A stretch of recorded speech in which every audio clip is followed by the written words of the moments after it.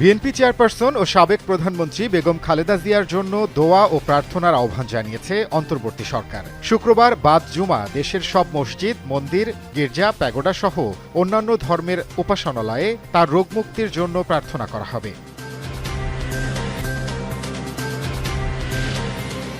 খালেদা জিয়াকে দেখতে এভারকেয়ার হাসপাতালে গেছেন ব্রিটিশ হাইকমিশনার সারাহ কুক। এছাড়াও হাসপাতালে আছেন ব্রিটিশ বিশেষজ্ঞ রিচার্ড বিলি সহ তার বিশেষজ্ঞ টিম।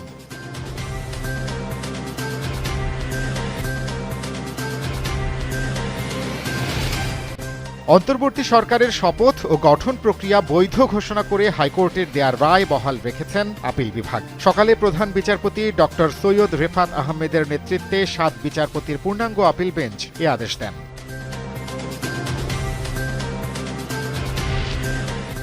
রাজধানী ঢাকা ও এর আশেপাশে আবারও ৪.১ মাত্রার ভূমিকম্প অনুভূত হয়েছে। সকাল ৬টা ১৪ মিনিটে কম্পনের উৎপত্তি স্থল এবারও নরসিংদী।